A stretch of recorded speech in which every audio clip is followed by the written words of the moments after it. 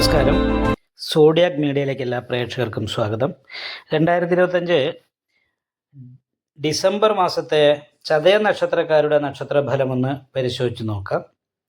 ചതയ നക്ഷത്രക്കാർക്ക് ഏറ്റവും നല്ല ഒരു മാസമാണ്. ഒത്തിരി നാളുകൾക്ക് ശേഷം നല്ലൊരു മാസമാണ് കിട്ടിയിരിക്കുന്നത്. നല്ല സാമ്പത്തിക നേട്ടം ഉണ്ടാക്കാൻ പറ്റിയ മാസം.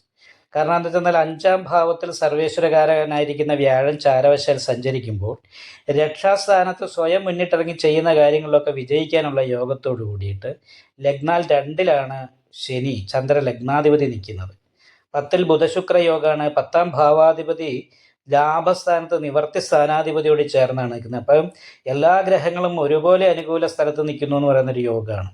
പക്ഷേ ലഗ്നാൽ 7ൽ കേതുവും ലഗ്നത്തിൽ രാഹുവും നിൽക്കുന്നുണ്ട്. അപ്പോൾ രാഹുകേതുക്കളുടെ ഒരു ബന്ധനാവസ്ഥയുള്ള കാരണം വിപരീത സ്വഭാവം, സന്തോഷിച്ചിരിക്കുമ്പോൾ പെട്ടെന്ന് ടെൻഷൻ ഉണ്ടാകുക, ഇടയ്ക്ക് തലവേദന ഉണ്ടാകുക, നടുവേദന പോലെയുള്ള പ്രശ്നങ്ങളോ അടിവയർ സംബന്ധമായിട്ടുള്ള രോഗാവസ്ഥ ഉണ്ടാകുക. ഇങ്ങനെയുള്ള ചെറിയ കുറച്ച് പ്രശ്നങ്ങളല്ലാതെ ഉണ്ട്. ബാക്കിയെല്ലാം ഇഷ്ടസ്ഥാനത്താണ്. നവഗ്രഹങ്ങളൊക്കെ ഇഷ്ടസ്ഥാനത്താണ് നിൽക്കുന്നത്. അപ്പോൾ പുത്രന്മാർക്ക് അഭിവൃദ്ധി ഉണ്ടാകാൻ യോഗമുണ്ട്. മനസ്സിലാഗ്രഹിക്കുന്ന ഫലങ്ങളൊക്കെ നേടിയെടുക്കാൻ സാധിക്കും.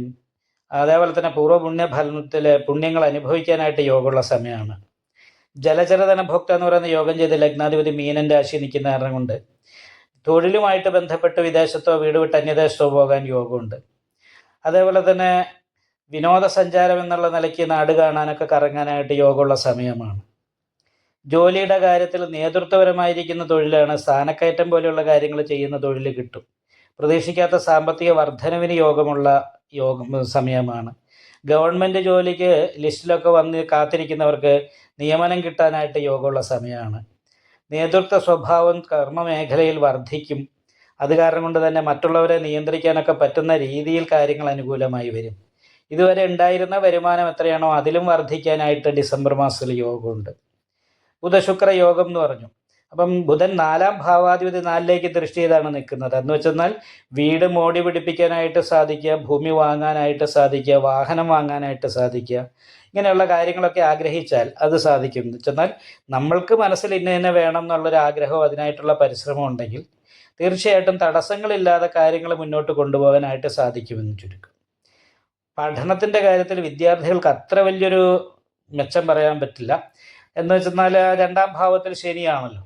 പക്ഷേ അവനവൻ സ്വയം ഇത് വേണമെന്ന് വിചാരിച്ച് മുന്നിട്ടിറങ്ങുകയാണെങ്കിൽ പഠനത്തിൻ്റെ കാര്യത്തിൽ ഏറ്റവും നല്ല ഉയർച്ചയും അഭിവൃദ്ധിയിലേക്കും എത്തിച്ചേരാനായിട്ട് സാധിക്കുകയും ചെയ്യുമെന്ന് പറയുന്നൊരു ഗുണമുണ്ട്.